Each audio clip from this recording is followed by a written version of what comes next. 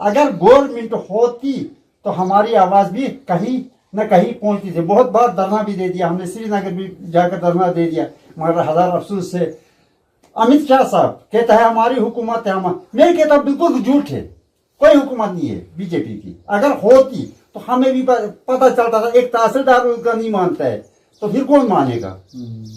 हमारा बच्चा स्कॉलरशिप नहीं ले सकता है, हमारा IMI केस नहीं ले सकता है। इतनी ट्राइबल स्कीमें हैं यहाँ, जो कुछ इतना यहाँ है, ब्लॉक के जरिए से हैं, शीप हस्बेंड्री के जरिए से हैं, वेटनरी के जरिए से हैं, कोई भी बेनिफिट नहीं मिलता। वो यहाँ कहते हैं कि ट्राइबल वालों को है। हम शीना हो के हम ST कैटेगरी में रिजर्वेशन हमें मिली है, लेकिन हमें बदकिस्मती से यहाँ सर्टिफिकेट भी नहीं मिल रही है, हमारी सुनता ही नहीं कोई। स्ट्रेट लाइन में आप सबका खैर मकदम है। आज मैं डिस्ट्रिक्ट गांधरबल में हूँ और गांधरबल का एक इलाका है कंगन। कंगन का भी एक छोटा सा गांव है, तो गांव का नाम तो ये खुद बताएंगे क्योंकि मैं इनसे खुद सुनना चाहता हूँ। लेकिन जो हैरानी की बात यह है कि 30 से 32 साल हो गए हैं, अभी तक एक कम्युनिटी है दर्द शीना कम्युनिटी, वो छोटे छोटे पैचेस में जो है कंगन में रहते हैं, अलग अलग गाँवों में रहते हैं। उनका जो पहनावा है, उनकी जो ज़बान है, उनका जो कल्चर है, वो सारा उन्होंने अभी तक जो है प्रिजर्व करके रखा हुआ है। उनके बच्चे आज भी जो है शीना ज़बान बोलते हैं, आज भी शीना के तरीके से जो है ज़िंदगी बसर करते हैं। और ख़ास तौर पे खाने पीने से लेके पहनावे तक जो है वो सारा का सारा जो है शीना का जो एक कल्चर था उसी तरीके से जी रहे हैं। और इस शीना दर्द शीना की जो बुनियाद है वो कहाँ पे, किस तरीके से और कहाँ कहाँ ये लोग आज हैं। और जैसे कहा जाता है कि कश्मीरी पंडित का पलायन हुआ जब 90 की दिहाई में जो है यहाँ पे आतंकवाद की लहर जो है बहुत जोर पकड़ गई थी। लेकिन कभी भी जो है दर्द शीना या बाकी जो कम्युनिटीज़ है उनकी तरफ कभी तवज्जो नहीं दी गई कि जब इस तरह का कोई भी, यहाँ पे तुलेल है एक जगह गुरेज में, वहाँ पे जब भूस्खलन हुआ या कोई डिस्टर्बेंस ज़्यादा हुई, ठीक है, तो लोगों ने माइग्रेट किया। लेकिन उन माइग्रेशंस के ऊपर जो है गवर्नमेंट ने कभी भी तवज्जो नहीं दी कि उन लोगों को भी जो है कहीं ना कहीं सपोर्ट मिले। तो आज हम आए हैं यहाँ पे दर्द, यही बताएंगे कौन से गाँव का नाम है? दर्द मोहल्ला है। तो हमारे साथ जुड़े हुए हैं ये लोग। पहले तो इनकी जबान में इनसे पूछेंगे सवाल। तो आप बताएं, आपका नाम क्या? अब्दुल सत्तार शेख। सत्तार साहब, आप कितने सालों से इस गांव में रह रहे हैं? लगभग हम 38 साल हो गए। 38 साल। 38 साल। तो 38 साल पहले आप कहाँ रहते थे? हम रहते थे तिलेर सरलाब गाँव। अच्छा। तो क्या ऐसी मजबूरी, मतलब कौन सी ऐसी मजबूरी आपको हुई कि आपने वहां से यहाँ जो पलायन किया? वहाँ पर मैक्सिमम सर्दी का सिस्टम में बिल्कुल वेंडर बंद रहता था, कोई रोड नहीं था, कोई सिस्टम नहीं था, आने जाने के लिए दवाई के लिए तरसते थे वगैरह। काफ़ी हमारे लोग मर गए उन चीज़ों में। और शेलिंग होती थी, कोई भी ये मसला होता था हमें इस चीज़ का भुगतान करना पड़ता था जान से और माल से। हमने वहाँ से उन मजबूरियों की वजह से हम वहाँ से हमने माइग्रेंट हो गए। मगर यहाँ पर आकर हम बेसहारा हो गए कि हमें कोई इस चीज़ का कोई सहारा नहीं मिला गवर्नमेंट की तरफ से कि हमारी कम्युनिटी को किसी चीज़ का कोई फ़ायदा दे। वो कोई फ़ायदा नहीं मिला। कभी अपना, क्योंकि भेष भाव भी बदलता है जब आप एक जगह से दूसरी जगह पलायन करते हैं, ज़बानें बदल जाती हैं। क्या ऐसा कुछ हुआ कि आपकी कम्युनिटी में ज़बानें बदली, ज़बान भूल गए, अब आपके बच्चे भूल गए? हमारी कल्चर का पूरा हमने कल्चर को संभाल कर रखा है। वो अभी कल्चर चल रहा है जो हमारा तिलेल का था। हमारी भाषा जो है वही भाषा चल रही है, आपस में हम वही कर रहे हैं। हाँ, बाहर मार्केट में गए तो अब कोई हमारी भाषा तो नहीं समझता है यहाँ, फिर हमें या उर्दू में या कश्मीरी में उनके साथ बात करनी पड़े। बाकी रही बात कि अपने यहाँ अपनी फैमिली होगी तो अपने इलाके के लोग हैं, हम तो अपने हिसाब से। तो किस तरीके से, मतलब अब आप अपनी जबान में बात करें, ठीक है, मेरे साथ हाजी साहब है जो उसको ट्रांसलेट करें। तो आप मुझे सबसे पहले ये बताएं कि जब आप वहाँ से पलायन होके आप जब यहाँ आए तो आपको कितनी मुश्किलें आई, खास तौर पे यहाँ पे सेटल, क्योंकि एक जगह से दूसरी, अपना घर छोड़ना, अपना घर बार छोड़ना, ज़मीनें छोड़नी, ठीक है, वो इलाका छोड़ना जिस इलाके में आपके दादा परदादा ने जिंदगी गुजारी होती है, वो यादें छोड़ना, उसके बाद जो है आप एक नए शहर में आते हो, नए शहर में नए लोगों के साथ बातचीत करना और वहां पे बहुत मुश्किल होती है। ठीक है, जिस तरीके से कश्मीरी पंडितों के साथ जो है बड़ी मुश्किलात हुई, उनका दर्द केंद्र सरकार समझ रही है। तो आप अपना जरा बताएं किस तरीके से आप ये फिर यहाँ पे सेटल हुए। ब्यालस तिल्लो असम दाद जो परदादा कोई असिल सो शीन असिल से सोई शीनी हिसाब तो में जिंदगी बसर थे असिल प्रोन रे असिल बर्दाश्त असिल दिमाजी कोई की चीज बांडीपोरा से अंग्रेज थे नसिल से पता नहीं तुम जैसे बाहर थे हर नसिल से हिसाब ही तुम एले रट नसिल होती की जगह कोई आल ही जैसी जी कमजोरी वे सचाक सो चीज सो सिटगल छोनक नेबेन हाँ तो लिहाजा दवाई या कोई की चीज़ असिल साथ कोई की शटमक नेबे असिल एक तो बॉर्डर हो एरिया हो बॉर्डर शेलिंग पे असिल सो गया सोई मार पे असिल अच्छा बॉर्डर रे असल कोई मामूली जे कि अगर हालात खराब इलित असुन पे असिल सियासत नंगी असे बाहर की लांग थी असिल कौन बॉर्डर तो लिहाजा सह सकती असुन कोई गटे ले सकती आलित बेस्ती से सादो माइग्रेंट थे ना दी इफाल ना दी इफो असुन कल्चर कोई हूँ असुन हूँ बराबर सोई कल्चर मगर बदकिस्मती असी रही कि हर कौम से कोई से भी कौन है कि अगर थी हाँ माइग्रेशन थी हाँ जग थी हाँ वगैरह सेनुट हर एक दर्द समझावी जो गवर्नमेंट मगर असो दर्द जोट अटन समझ ना आलत ना असुट साथ दिए असुट जो चीज अगर चे गवर्नमेंट से राजबिल जो दर्द कोई दिशा समझावी ना बे सदी थोन माइग्रेंट बे सदी बोझूं ना दो बोझूं बिल सदी मगर असल बिल्कुल गवर्नमेंट से राजून कि आप सोई दिश नजर नुश सो दर्द बस नजर ने बोनस समझा जोन और सोई मदद ने बोनस थोन सो फिलहाल दिश बोझा बस सदी बोझूं सदाई असल जहाँ तक मैं समझ रहा हूँ, मैं इनका दर्द तो ये समझ सकता हूँ कि जितना मुझे थोड़ी बहुत समझ आई कि कहीं ना कहीं इनने ये कहा कि जब माइग्रेशन हुई आज तक जो है गवर्नमेंट ने इनका दर्द कभी नहीं समझा, इस दर्द कम्युनिटी का दर्द नहीं समझा। तो हर साहब मैं आपसे पूछूंगा आप कि इन्होंने बिल्कुल संक्षेप में आप कहें इनका क्रक्स क्या था बोलने का। इनका गर्ज था कि जो हमने तिलेल से माइग्रेशन की है उस वक्त हमें वहाँ बहुत सी मुश्किलात थी, न पढ़ने के लिए स्कूल था, कहीं कहीं प्राइमरी स्कूल पढ़े हुए थे। तो हमारा कल्चर जो है वहाँ हम सर्दी में 6 महीने बंद रहते थे, वहाँ कोई रास्ता नहीं था, कोई डिस्पेंसरी नहीं थी, कोई भी सरकार की तरफ से, सिर्फ तिलेल में एक स्टोर था जिससे पूरा इलाका राशन दे रहा था। वो मुश्किलात बांडीपोरा से हमारे बुजुर्गों ने इनका कहना है कि हमारे बुजुर्ग बांडीपोरा से 50 किलो 60 किलो बोझ कंधे पे लेके तिलेल पहुंचाते थे और वहां से अपना गुजारा करते थे। 6 महीने के लिए स्टॉक पूरा वहां जमा करना पड़ता था। जिसके पास पैसा होता था वो जमा करता था, जिसके पास पैसा नहीं होता था वो बेचारा तड़पता था। गवर्नमेंट का कोई वहाँ उस वक्त बंदोबस्त नहीं था।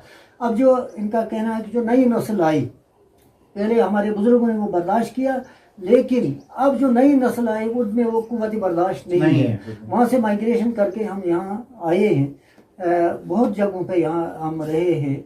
हमारा कल्चर वही है, हमारी ज़बान वही है, हमारा पोशाक अभी भी वही है। आप देखेंगे हमारे लोग फेरन लगा के हैं, ऊनी टोपी लगा के है, हमारा कल्चर कहीं चेंज हुआ। लेकिन जहाँ जहाँ भी माइग्रेट लोग हुए हैं, पंडित लोग माइग्रेट हुए, उनको गवर्नमेंट ने उनको वजीफा दिया, उनको लैंड दे दी, उनके लिए क्वार्टर किए।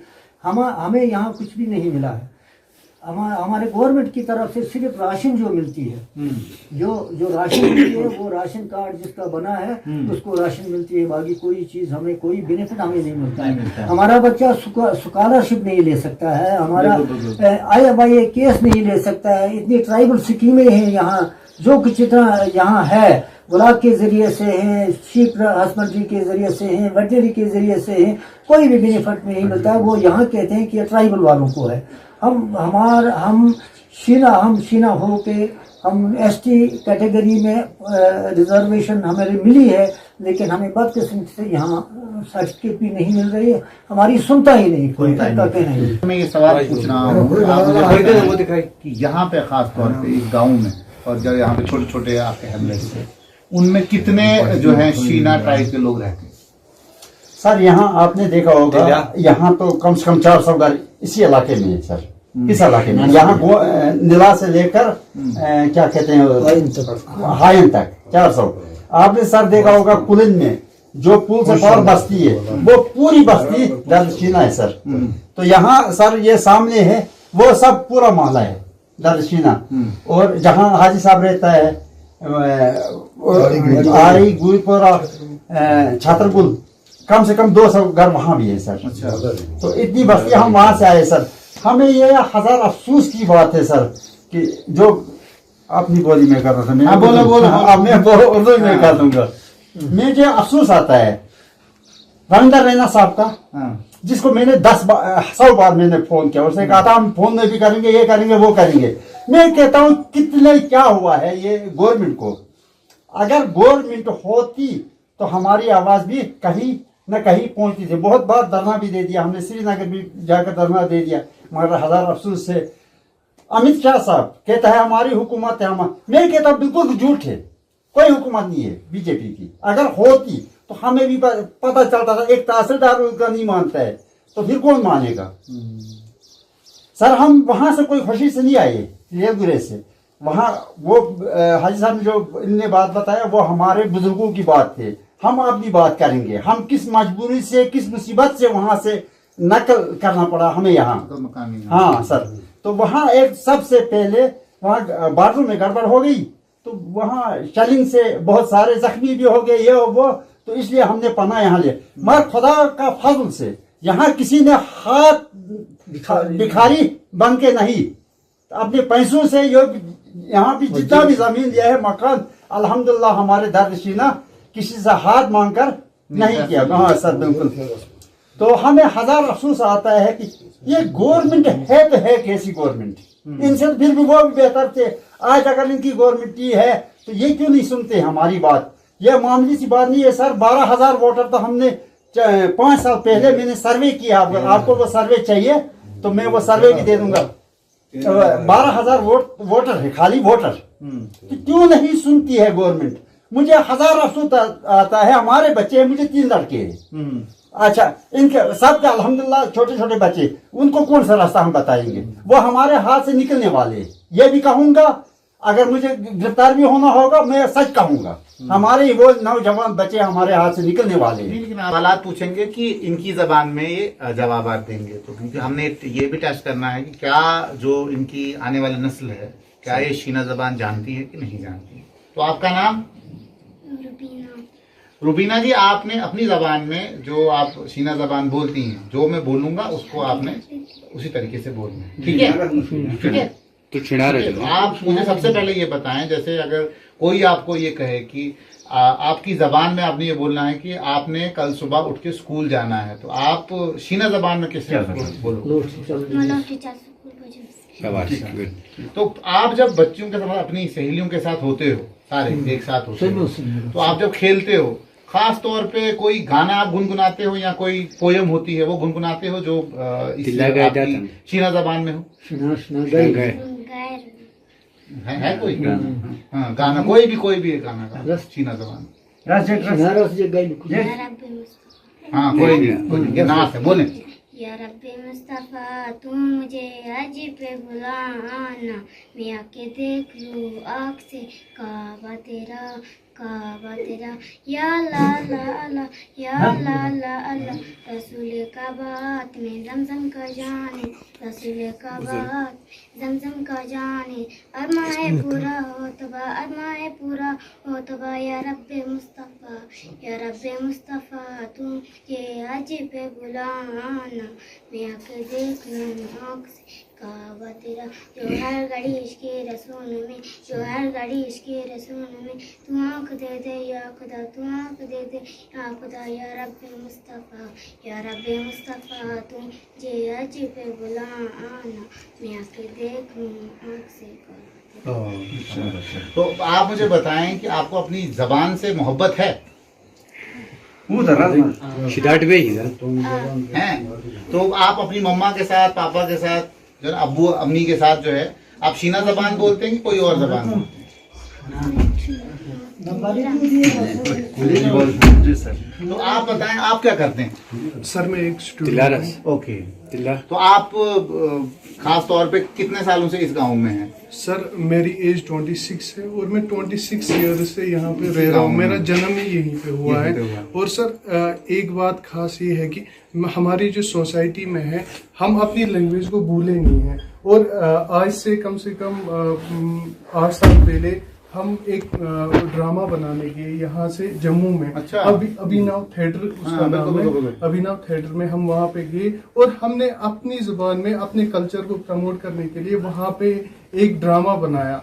और उस ड्रामा में हमने अपने पूरे कल्चर को वहाँ पे दिखाया कि हम कैसे रहते हैं। और पूरे जैसे हम उस आग को भी हमने वहाँ पे जलाया और जैसा भी हमारा जो कल्चर था सब कुछ बताया। और हमने एक गाना वहाँ पे ये भी बताया कि वो हमारी लैंग्वेज में है कि एक गम जोकू शलगम एक बार चुकेना गिरदाब छनी बस्मो मज गाय रटेना म्यो दिल शिलनिश कोई तुस घर गटू फरे बिल म्यो दिल शिलनिश कोई तुस घर गटू फरे बिल बिल फरे मज गाय शुगर रटेना। मुझे तो नहीं समझ आया, अब इसको आप ट्रांसलेट करें। सर ये एक अपनी लैंग्वेज में हमारी एक गाना एक है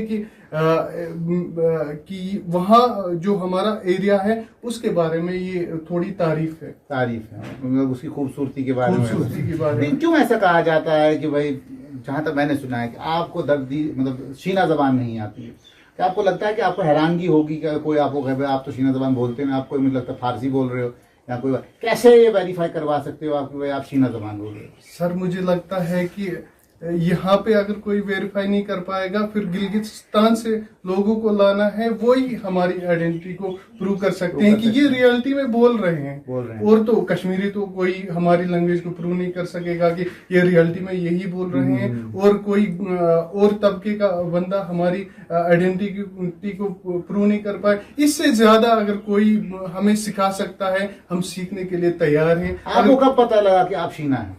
सर मैं बचपन से ही मुझे पता है। ऐसे बोलते हैं ना कि भाई देखो बचपन में तो इंसान का दिमाग बड़ा छोटा होता है, उसको पता नहीं सकता। सर मुझे हमारे घर में जैसे कहते हैं ना कि हर किसी लैंग्वेज में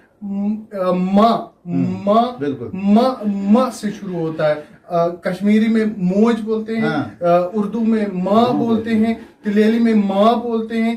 हर किसी जो है ना लैंग्वेज में माँ से शुरू होता है। और तब से हम जब पैदा हुए हैं हमें माँ सिखाया गया। क्या माँ सिखाया गया, ना कि माँ सिखाया गया। इसमें बहुत सारे डिफरेंस होते हैं। तब से सीखते सीखते और बाप को बाप बोलते हैं, हम बाबू बोलते हैं। ऐसे ही सीखते गए और बड़े हो गए। तो अभी भी हम अपनी लैंग्वेज को, हम मार्केट में जाए, यहाँ अभी तो हमारा पहनावा जरूर दूसरा है, मगर जब हम घर पे आते हैं हमारा पहनावा वही अपना कल्चर होता है, अपना वो फेरन होता है, अपनी वो टोपी होती है, सब कुछ हमें अपना ही कल्चर होता। तो कभी अजीब लगेगा कि कोई अगर जैसे मेरे से इंसान, मैं तो चलो जम्मू में रहता हूँ, डोडा वगैरह में रहता हूँ, कश्मीरी भी थोड़ी थोड़ी कर लेता हूँ, डोगरी भी कर लेता हूँ, तो मुझे शायद रिकग्निशन होती कि ये डोगरा है, ये कश्मीरी है, ठीक है। तो मेरे लिए शीना पहचानना बड़ा मुश्किल है जब तक मैं उनके बीच में ना रहूँ। तो मुझे लग रहा है कि ना ये कश्मीरी है, ना डोगरी है, ना कोई लद्दाखी है, ये जबान ये बिल्कुल डिफरेंट है। अगर मुझे ऐसा लग रहा है तो एक कमेटी की रिपोर्ट थी, उस कमेटी की रिपोर्ट में ये कहा गया है कि आप शीना जबान नहीं जानते। तो आपको लगता नहीं कि इसके ऊपर प्रॉपर एक इंक्वायरी हो, प्रॉपर एक बाज़ाब्ता गवर्नमेंट ऑफ इंडिया इसको प्रॉपर चेक करे कि वो कौन थे जिन्होंने की जबानें जो है आपकी चेक कर ली कि भाई आप जबान नहीं बोलते हो, आपके घर में कोई जबान, आप क्या समझते हो? सर हमारी लैंग्वेज की किताब मासूद सामू साहब ने लिखी हुई है, एक बहुत अच्छी किताब है। और हमारी लैंग्वेज में बहुत सारी शायरियों की किताब भी मिलेगी आपको, और बहुत सारी न्यूज भी। सर हमारी जो ये है रेडियो दूरदर्शन में शीना प्रोग्राम होता है बाज़ाब्ता तौर। और अगर किसी को हमारी आइडेंटिटी प्रूव करनी है sir, they will come in front of us, हम तैयार हैं। मैंने ये खबर सुनी है कि भाई उन्होंने कमेटी बनाई, उस कमेटी में आपको कहा गया कि भाई ये शीना जबान बोलते नहीं। सर कौन आया हमारे सामने? सर किसने पूछा? सर आप हमारे सामने आए हो, हम आपको प्रूव करके दे देंगे कि हम शीना जबान बोलने वाले हैं। सर जब कोई सामने आया ही नहीं तो हम प्रूव करे तो करे किस करेंगे इसको? तो आपको लगता है कि आने वाली पीढ़ी जो आपके आगे, अब आने वाली पीढ़ी जो छोटे छोटे बच्चे हैं, ये इनको इनका हक मिलना चाहिए, खासतौर पर जो एसटी स्टेटस मिला हुआ है आपको सिर्फ यहाँ सर्टिफिकेट इशू होनी चाहिए? सर हमारे बुजुर्ग जो हैं, इन्होंने जितनी एज करनी थी होगी इनकी एज, इनका जो यहाँ पे आके इनकी उनको बहुत सारी मुश्किलात का सामना करना पड़ा और हक मिला नहीं सर हम कहते हैं कि अब हमारी एज है, अगर कोई हुकूमत कोई आ जाए, हमें अपना हक दे दे, तो हम उनके पीछे चलने के लिए तैयार हैं। तो हाजी साहब, आपसे फिर बात करते हैं हम कि अभी तो बच्चों से भी बात हो गई, उनसे भी बात हो गई, तो आप, क्योंकि आपकी अब एक्सपीरियंस उतना है जितनी मेरी उम्र है शायद, तो आप क्या कहना चाहेंगे? क्या लगता है कि खासतौर पे इस हुकूमत में ये हो सकता है, ये करिश्मा हो जाएगा कि आपको सर्टिफिकेट इशू?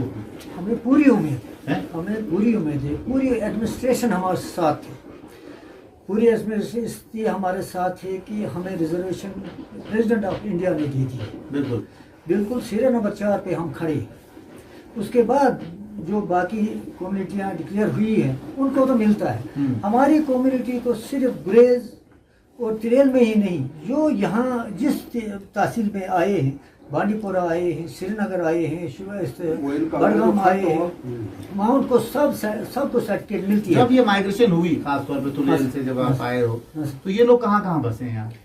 हमारे लोग बसते हैं, बांडीपोरा में बसते हैं, श्रीनगर में बसते हैं, बड़गाम में बसते हैं, चाडूरा में बसते हैं, कंगन इलाके में पूरा कंगन हुसन है, गांदरबल है, अखाल है, शहदुल है, पूरा एक हमारी बस्ती सरबल है, पूरी तिलेली बस्ती है वो। सरबल में लास्ट में जो गांव आता है वो पूरी तिलेलियों की बस्ती है। क्या जम्मू के इलाके में भी? जम्मू के इलाके में भी हमारे लोग हैं, उड़ी में भी हमारे लोग, लेकिन उनको भी वहाँ बेनिफिट मिलता है, वो सर्टिफिकेट ले रहे हैं।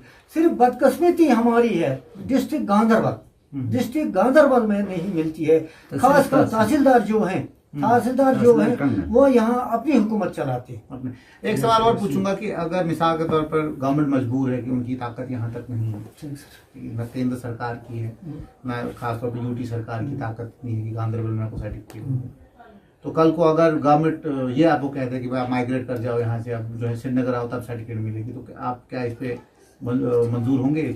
बिल्कुल हम तैयार हैं। अगर गवर्नमेंट हमें कहीं लैंड जिस तरह माइग्रेंटों को दे दी है, पंडितों को दे दी है, उस तरह अगर हमारी बस्ती है कम तो कम 20-25 हज़ार लोग हैं, अगर हमको कहीं दूसरी जगह बसाएंगे, नई बस्ती बना के हमें वो दे देंगे, तो हम तैयार हैं। क्योंकि लगता नहीं है, 32 साल हो गए हैं, 32 साल आप लड़ रहे हैं इसी सरकार के खिलाफ, और 32 साल के बाद आज अगर आपको हक नहीं मिलता है, जहां तक मुझे लगता है, तो मुझे लगता है कोई हुकूमत आपको देगा। आपको लगता है ऐसा? हमें उम्मीद है। देखिए मैं एक बात आपको अर्ज करना चाहता हूँ कि चाचा है एसटी, चाचा को एसटी मिली है, भतीजे को नहीं मिलती है।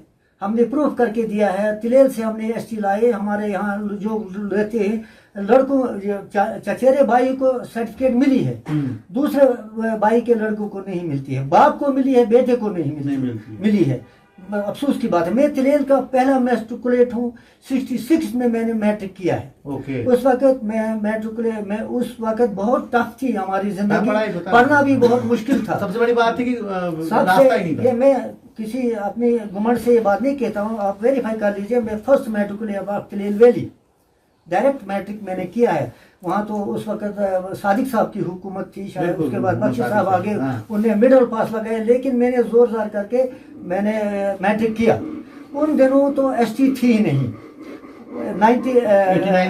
89 में एसटी हो गई, फिर सबको बेनिफिट मिला। हमारे भाई, मेरा भाई जो तिलेल में है उसको मिलती है, मैं यहाँ पढ़ा हूँ मुझे नहीं मिलती। मेरे भाई को लड़कों को मिलती है। श्रीनगर में मेरी बेटी है, उसके बच्चों को श्रीनगर सर्टिफिकेट है, मेरे दामाद को सर्टिफिकेट है। बदकिस्मती हमें यहाँ नहीं है। सिर्फ कंगन जिससे गांधरबल है, गांधरबल से भी सर्टिफिकेट निकली है, लेकिन वो भी दबाई गई। कंगन से भी एसटी सर्टिफिकेट हमारे पास प्रूफ है, 95 में एसटी सर्टिफिकेट निकली है। सिर्फ यहाँ दबाव है, फाइल ही गायब होती। सर्टिफिकेट हमारे पास इस वक्त में मौजूद है। अच्छा। एक तो आपको लगता है कि क्योंकि जो आपका केस है अभी जो है डीसी गांधरबल के पास है वो केस, तो आपको अब है उम्मीद, क्योंकि डिप्टी कमिश्नर भी बदल चुका है, वो मैडम चली गई हैं, अब जो नए डिप्टी कमिश्नर साहब आए हैं, आपको लगता है कि वो आपके फेवर में ही फैसला करेंगे? हमारी बदकिस्मती थी कि मैडम जो थी वो उसका थोड़ा अपना कुछ था, उसको बचा हुआ था, हालात ठीक नहीं थे, वो पूरा हमारे केस को अटेंड नहीं कर सकी। मतलब वो डिलीवरी दी हो गई थी उसको, उसकी वजह से बच्चा भी था, एडमिनिस्ट्रेटिव छुट्टी ले ली वगैरह, लेकिन उसने भी हमें डेट दिया था, हमारी बदकिस्मती से वो ट्रांसफर हो गई। अब हमारी खुशकिस्मती है कि नए उससे भी अच्छे डीसी साहब हमारे आए हैं, उनको हम कल उन्होंने हमारी तारीख वहाँ लगाई है। इंशाल्लाह हमें उम्मीद है कि हमारा मसला कल खबर आएगी, कल खबर आएगी कि इंशाल्लाह कि कुछ न कुछ जो है आप पूरी कल खबर हमें पूरी उम्मीद है कि कल खबर आएगी कि दर्दशीना को तहसील कंगन में एसटी इशू हो गए इंशाल्लाह, हमें पूरी उम्मीद है। लेकिन जो तहसीलदार साहब, हाँ सर, जिन्होंने आप पे सवालिया निशान लगाया है खासतौर पे कि आप दर्दशीना नहीं है, क्या आप चाहते हैं कि उनके खिलाफ एक इंक्वायरी खुले कि भाई साहब वो किस तरीके से एक कम्युनिटी जो प्रेसिडेंट ऑफ इंडिया ने जिसको जो है एसटी सर्टिफिकेट दिया है, वो द्रास से लेके गिलगित बाल्टिस्तान से लेके पूरे इस स्कर्दू से लेके ठीक है, इन सब जगहों पे रह रहे हैं, अपनी रोजमर्रा की जिंदगी गुजार रहे हैं, और खासतौर पे जो हिंदुस्तान में जितने भी दर्दशीना रह रहे हैं उनको जो है सर्टिफिकेट मिली है। तो आपको नहीं लगता है कि उनके खिलाफ एक इंक्वायरी का जो ऑर्डर निकले? उनके खिलाफ एक इंक्वायरी बैठनी चाहिए। हमें जो कुछ कागजी जरूरत है तिलेल से शजरे नस्ब मिस्र हकीकत, यानी इनका बाप दादा इनका तिलेली है, इनकी जबान दर्दिशिन है, हमारे पास वो सर्टिफिकेट ये पूरे लगी फाइलों में लगी है, वहाँ एक तहसीलदार वो सर्टिफाई करके हमें देता है। लेकिन बदकिस्मती है कि कंगन का तहसीलदार, गांधरबल का तहसीलदार, गुंड का तहसीलदार उसको नहीं मानता है। इशूइंग अथॉरिटी है तहसीलदार, इशूइंग अथॉरिटी है तहसीलदार, न डीसी इशू कर सकता है, न ड्यू काम इशू कर सकता है, इशू अथॉरिटी है तहसीलदार। तहसीलदार हमें आइडेंटिफाई करके देता है, हमारे शजर नस्ब को मोर लगा के देता है, भाई ये दर्दशीन है, इनके बाप दादा दर्दशीन है, इनकी जमीनें यहाँ पड़ी हुई हैं, मिस्र हकीकत देता है। यहाँ का तहसीलदार हमें वो एक्सेप्ट ही नहीं करता, ये हमारी बदकिस्मती है। तो आपको लगता है कि मेरे सवाल है, सर्टिफिकेट इशू होने के बाद मैं दोबारा सवाल पूछ रहा हूँ कि उन तहसीलदारों के ऊपर भी इंक्वायरी हो जिन्होंने 32 साल तक जो है आपको सर्टिफिकेट इशू नहीं किया? पूरी इंक्वायरी होनी चाहिए। डीसी ने एडीसी ने ऑर्डर दे के सिर्फ तहसीलदारी, हमारे पास पूरे ऑर्डर मौजूद हैं, ये क्या क्या कहते हैं हमें, हमारे फाइलें मौजूद हैं, इन्हें सिर्फ हर वक्त बोल रहा है कि भाई ये दर्दशीन अपने आप को प्रूफ नहीं कर सकती है, नहीं प्रूफ कर सकते। हमारे प्रूफ कर करके भी ये बोलते हैं नहीं प्रूफ कर सकते। क्या वो दर्दशीना जबान जानते थे जितने भी तहसीलदार हैं? कोई भी नहीं जानता था, कोई भी नहीं जानता था। ना उन्होंने कोई इंक्वायरी कमेटी बिठाई, ना उन्होंने हमारी लैंग्वेज टेस्ट की, कहीं भी सिर्फ कुर्सी पे बैठ के जिसने जो कहा वही कुर्सी पे। भाई वो हुक्मरानी हिसाब था कि भाई मैं जो हूँ वही सच है, वही सरजोरी, सिर्फ सरजोरी चलाई।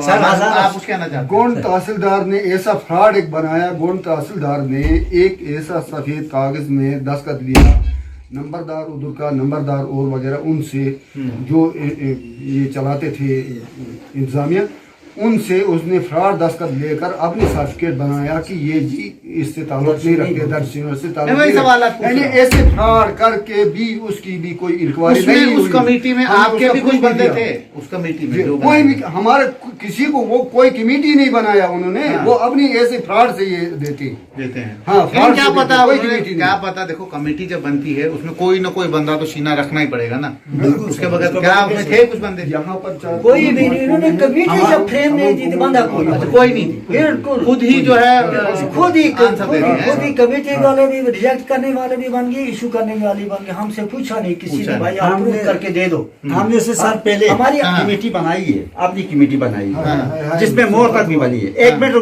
रुक जाओ, कमेटी अगर वो चाहे तो वो कमेटी को बुलाना था, उनके पास वो कागज भी दे दिया तहसीलदार गया, तो क्या वो नहीं बुला सकता था? मगर इनने वो बरतरफ कर दिया ताकि जो तहसीलदार गुरेज का है वो तो पूरा जानने वाला है, सीना बोलने वाला है, जब वो लिख कर देता है यहाँ कैसे वो बोलता है ये गलत है, किस तरह वहां से अगर लिख कर देता है वो तहसीलदार, हाँ ये दर्द सीना है, ताकि गुरेज में सब दूसरी कोई बोली नहीं है, कोई कुछ नहीं है, सिर्फ शूट रैप है पूरा तिलेल गुरेज पूरा। तो अगर वहाँ तहसीलदार लिख कर देता है इस तहसीलदार को, क्या वो तहसीलदार नहीं है?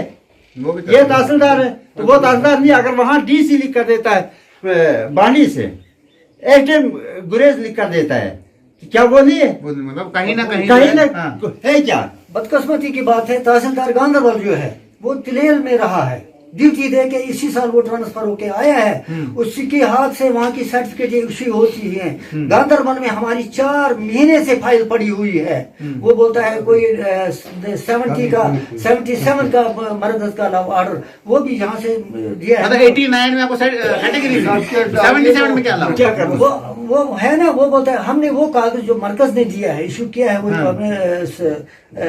गवर्नमेंट ऑफ इंडिया ने वो भी कागज हमने ला के दे दिया। तहसीलदार रह के क्या क्या इनको प्रूफ करना है वो दे के पूरे तिलेर में सर्टिफिकेट इशू करके गांधरबल में आके उसको नया कोई जिन बैठ गया। वो कहता है भाई ये आपका हक ही नहीं है, कोई बूथ बैठा है उस पर भी, ये सब कुर्सी पर है। अब देखिए हमारी फाइल उधर पड़ी हुई है, वो हिलती नहीं है, वो हिलती ही नहीं पाई न वो। अब हम उसको कहते हैं इस पब्लिक सेफ्टी गारंटी एक्ट के तहत केस करते हैं, वहाँ भी उनका सुनता, हमारा सुनता ही नहीं कोई। वरना अगर इनको 35 दिनों में जवाब देना दिनों उनको या तो रिजेक्ट करनी है या तो इश्यू करनी है। और वो भी नेशनल कॉन्फ्रेंस के उमर अब्दुल्ला साहब ने बनाया था पब्लिक सर्विस, उन्होंने ही बनाया है। इस वक्त बड़ी अफसोस के साथ कहना पड़ता है डीसीआर के सामने तहसीलदार बैठा हुआ है, हमारी फाइल उधर पड़ी है, कोई पूछ नहीं है, कोई पूछताछ ही नहीं। चलो ठीक है, आपने ये सब देखा। इससे पहले भी हमने आपको एक खबर दिखाई थी, उस खबर में भी यही बात थी कि ये दर्द शीना कम्युनिटी कितना सफ़र कर रही है। आज हम इनके घर में इसलिए आए कि हम भी ये देखें कि ये शीना ज़बान बोलते हैं कि नहीं बोलते हैं। आपके सामने पहले तो वो नस्ल, जो नस्ल अब बुजुर्ग हो गई है, उन्होंने भी शीना ज़बान बोली। उसके बाद छोटे बच्चे जो आने वाली नस्ल है उन्होंने भी शीना ज़बान बोली। और उसके बाद जो बीच वाली नस्ल है, जो कि अभी जवान बच्चे हैं, जवान लड़के हैं, उन्होंने भी शीना ज़बान बोली। मुझे नहीं लगता है कि इससे बड़ा कोई आपको सबूत चाहिए होगा, खासतौर पर गवर्नमेंट ऑफ इंडिया को, कि क्या ये शीना है कि नहीं है। और दूसरी बात, अगर ये तुलेल से माइग्रेट हुए हैं, पंडित भी माइग्रेट हुए हैं, उसके अलावा जो है पंडित माइग्रेशन में जो कश्मीरी पंडित माइग्रेशन जब सर्टिफिकेटें हैं वो कश्मीरी मुस्लिम को भी मिली है और उन्होंने भी जो है उसको एंटरटेन किया हुआ है। तो क्या मापदंड है खास तौर पे दर्द शीना कम्युनिटी को अलग करने के लिए गांधरबल में? बाकी हर जगह पे जो है डीसी हो, वो तहसीलदार हो, दर्द शीना कम्युनिटी को प्रॉपर तरीके से जो एंटरटेन कर रहे हैं, उनको सर्टिफिकेट्स दे रहे हैं, वहाँ कोई भेदभाव नहीं है। लेकिन डिस्ट्रिक्ट गांधरबल में तहसीलदार को जिस तरह इन्होंने कहा कि कौन सा जिन आ जाता है, ये तो इनकी ज़बान है, मेरी नहीं। तो इसलिए ये चीज़ जो है वेरीफाई करें। और ड्यूकॉम को भी इसको तरीके से, ड्यूकॉम ने पहले ही ऑर्डर किया हुआ है कि इनको प्रॉपर आप एंटरटेन करें, उनको जिस तरीके से भी है कोडल फॉर्मेलिटीज लेके जो इनको सर्टिफिकेट इशू किया जाए। और उसके बाद बाज़ाब्ता सोशल वेलफेयर के जो डायरेक्टर हैं उन्होंने भी जो है प्रॉपर इनको जो है एक सर्टिफिकेट दी है कि आपका हक है, अगर आप यूटी से भी बाहर जाते हैं तब भी आपको जो है एसटी सर्टिफिकेट से कोई भी जो है खारिज नहीं कर सकता है। अगर इतने बड़े बड़े अफसरान जो हैं इनको कागज़ में लिख के दे रहे हैं कि भाई आपको सर्टिफिकेट मिलनी चाहिए, आपको एसटी सर्टिफिकेट मिलनी चाहिए, तो ऐसी कौन सी मजबूरी है जो ख़ास तौर पे डिस्ट्रिक्ट एडमिनिस्ट्रेशन गांधरबल को है, जो हमेशा इनको जो है कहीं ना कहीं कोई ना कोई बहाना लगा के जो है इनको जो है टिरका रही है।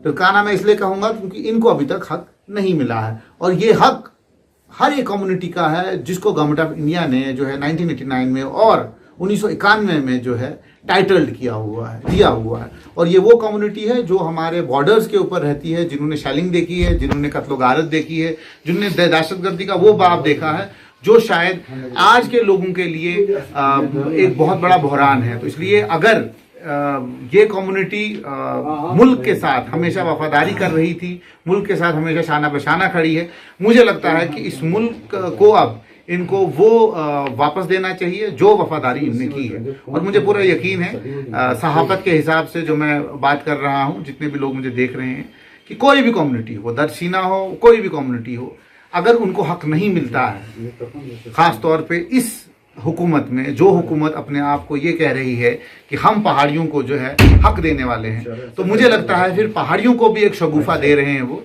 पहाड़ियों के वोट खींचने के लिए शगुफा दे रहे हैं। वो उनको किसी का दर्द नहीं, ना दर्द शीना का दर्द है ना पहाड़ियों का दर्द है। इसलिए सबसे पहले अगर दर्द शीना वालों को आज सर्टिफिकेट मिलती है, फिर कहीं पहाड़ी भी उम्मीद लगा सकते हैं कि उनको भी कभी ना कभी जो है एसटी स्टेटस का हक मिल सकता है। आप देखते रहें स्ट्रेट लाइन और जुड़ते रहें स्ट्रेट लाइन के साथ, हम ऐसी खबरों से आपको रूबरू करवाते रहें।